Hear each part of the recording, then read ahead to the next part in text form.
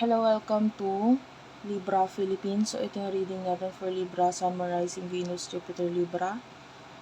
Take only what resonates. Bale, hindi po ito magre-resonate sa lahat. Of course, hindi ito personal reading. Pero kung gusto po ninyo, pwede kayo magpa-personal reading kay Jane Tarot Reader. Search mo na lang siya sa Facebook. Ayan, sa Messenger. And pag mag-open ako sa personal reading, i-announce ko na lang yun sa TikTok ko po. So, i-follow nyo na lang din po hanggang. So, sana mag-comment kayo sa baba kahit po heart lang, smileys. Malaking bagay yun sa akin. Start na natin ang reading. This is for Libra, Sun, Moon, Rising, Venus, Jupiter, Libra.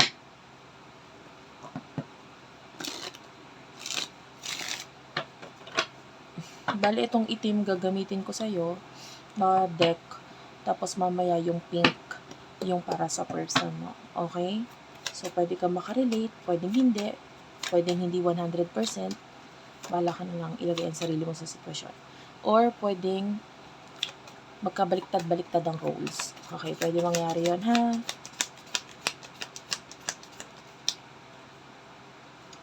You do have your engagement ring. Kisses. One more card.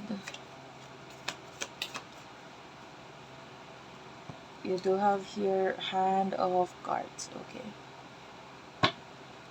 Bago ko i-reading ito, kukunin ko na lang din yung sa side ng person mo para tuloy-tuloy tayo. At saka yung situations sa inyong dalawa.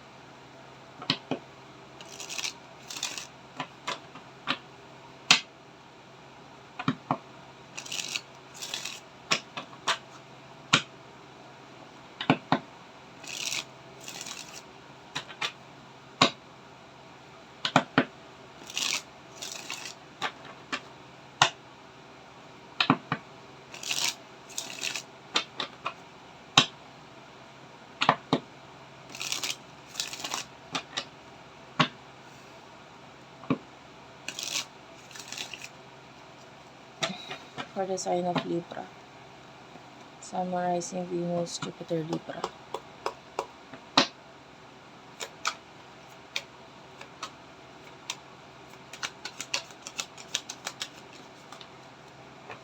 The runner is here. Stab in the back. And the clock.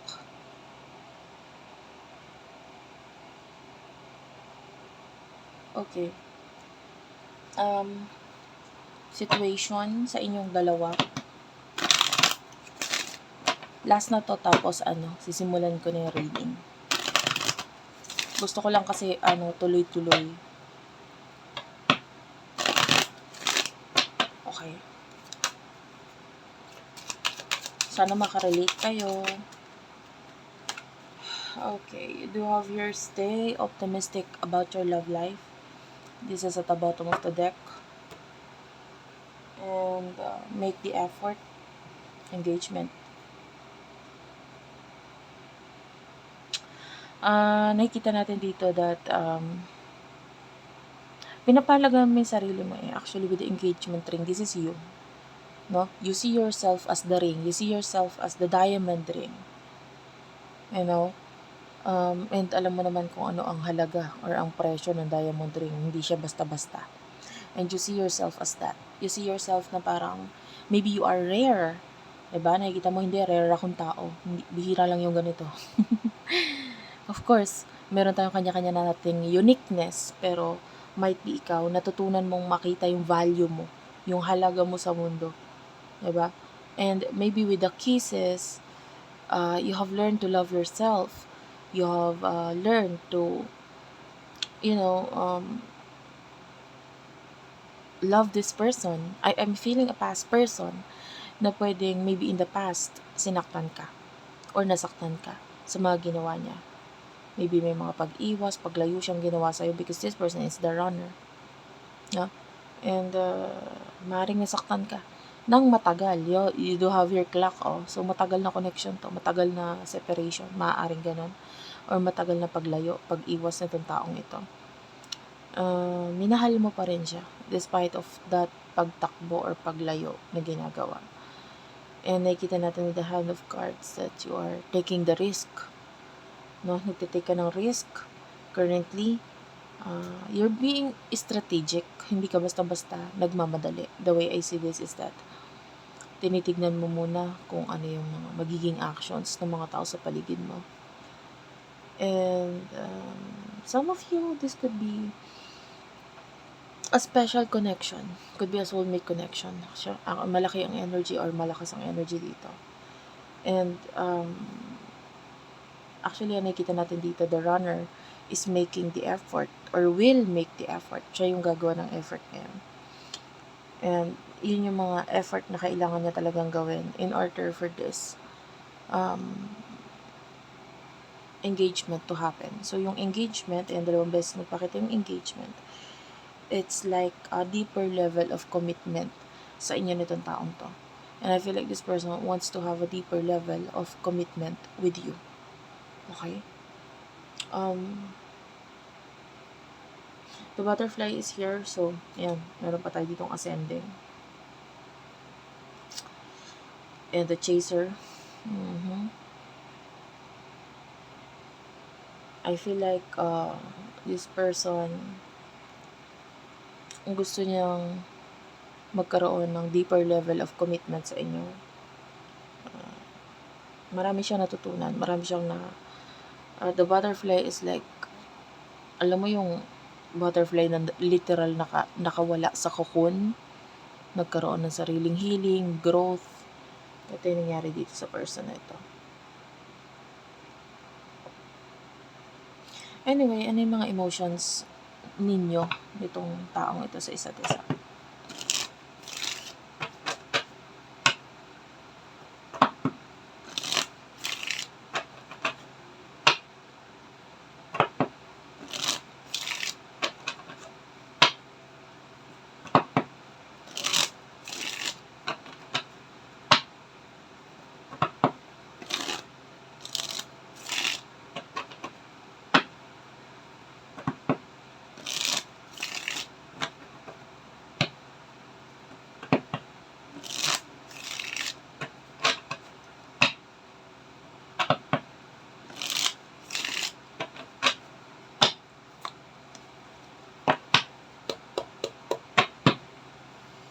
Okay. Libra, emosyon niyo sa isa't isa ng taong ito.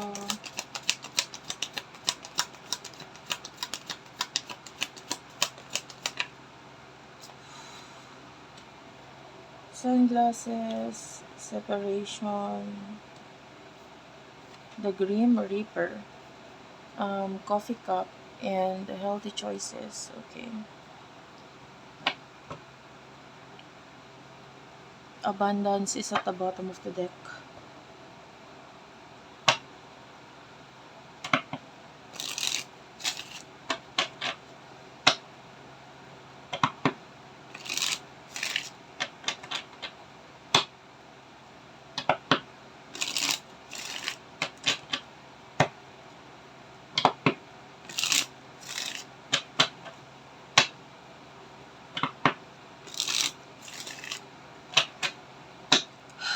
Okay. Emotion ninyo sa isa't isa. You do have your healing heart.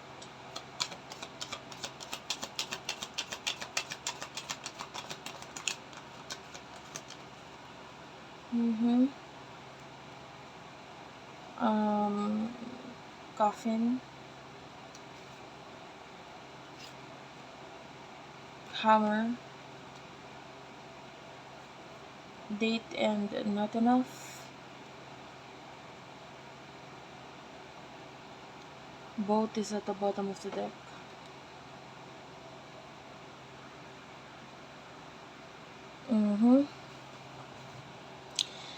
The way I see this, wait lang. Kukuha pa pala ako ng isa. Dito sa panggitna, yung mutual energy ninyong dalawa. You do have your release, your ex. Okay. Ito na. Mas clear na siya. Lalo na nung nakita ko tong card na to.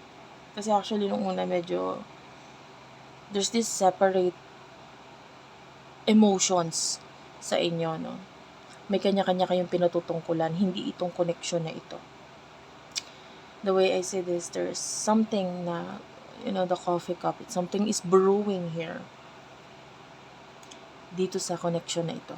Sa side mo, maybe for now, meron kang mga healthy choices na ginagawa sa sarili mo. Meron ditong self-love, self-care, you want to be happy.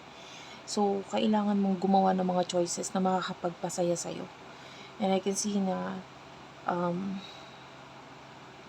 mas malinaw na sa'yo ngayon kung ano yung mga gusto mo at hindi mo talaga gusto. 'Di ba? Kung ano yung mga bagay na gusto mong maging over or matapos na sa buhay mo. And I can see no second chances.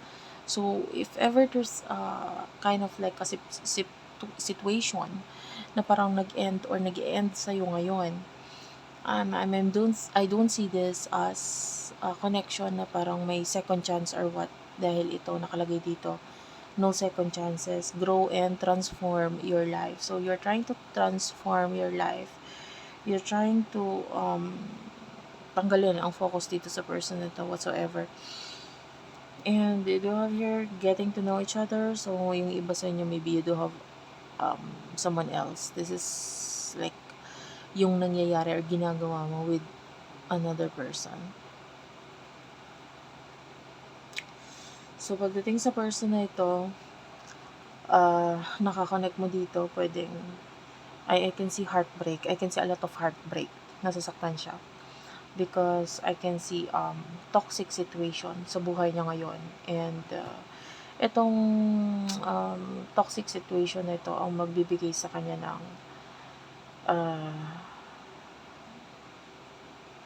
like new beginnings. Okay? With the hammer, I feel like andun yung itatry pa rin niyang i-build or ayusin, but it's hard.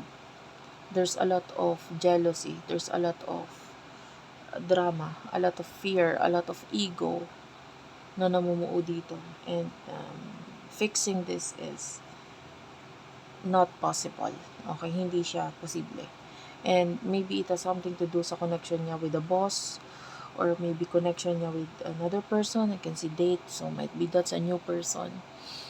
Or connection niya with friends. Yan. So nakakita tayo ng ganun. And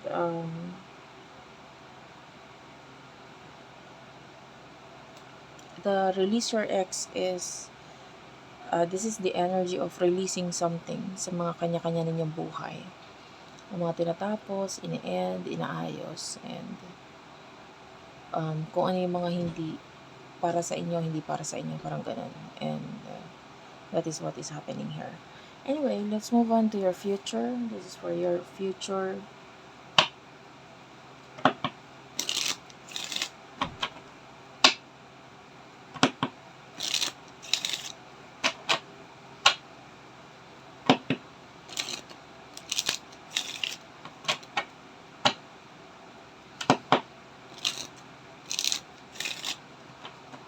For the sign of Libra, Sun, Rising, Venus, Jupiter, Libra, for the future.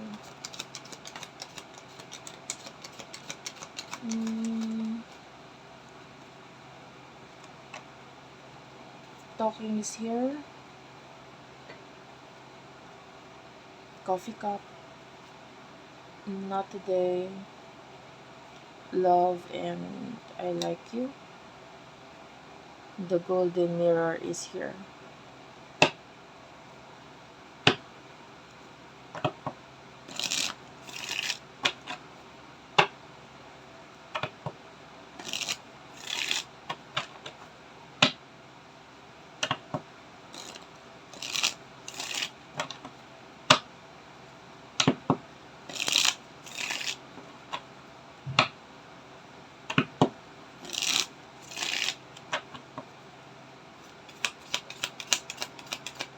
In the near future, please. In the near future.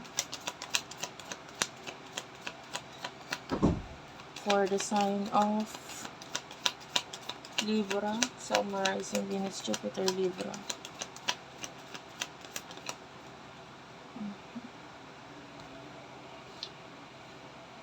Mirror is here. The runner, stab in the back, and palm tree. Now, yung mutual energy ninyo in the future. Codependency.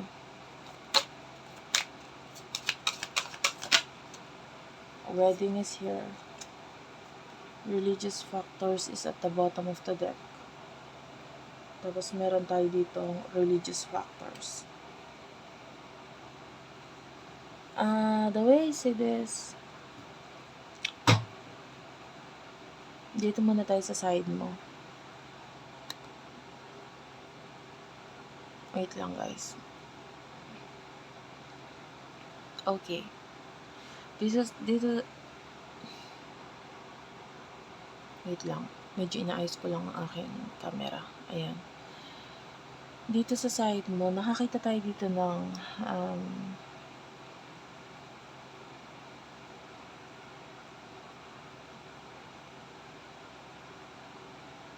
I don't know, there's a lot of pag-iwas, paglayo sa'yo.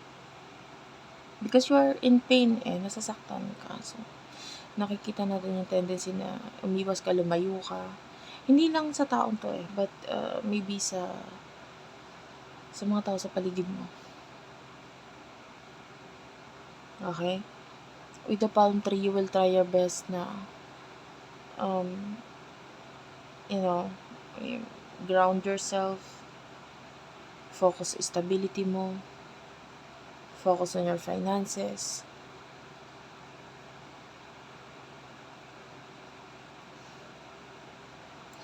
With the codependency, so I feel like you're trying to build yourself. Inaayos mo yung sarili mo talaga. The golden mirror, this is you focusing on yourself, focusing on yourself, focusing on yourself. Diba? Pagdating sa person na ito,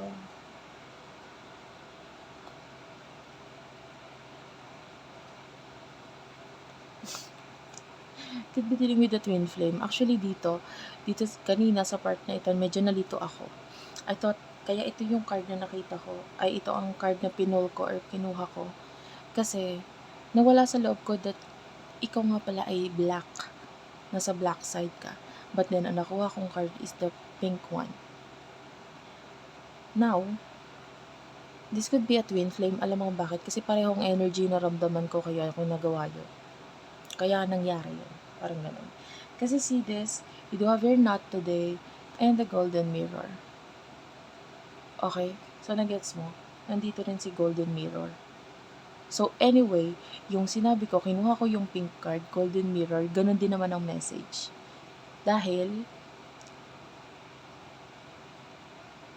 sa side mo meron din ganun, golden mirror.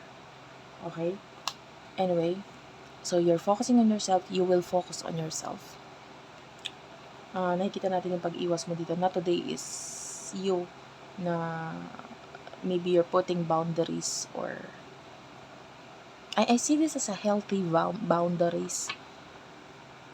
Kung may nilagyan ka mo ng boundaries sa buhay mo, healthy boundaries yung nakikita natin. This person, nakakita tayo ng a lot of love and like towards you.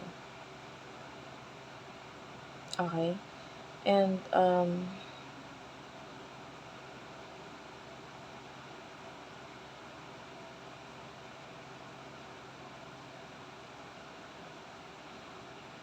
ayaw niyang masaktan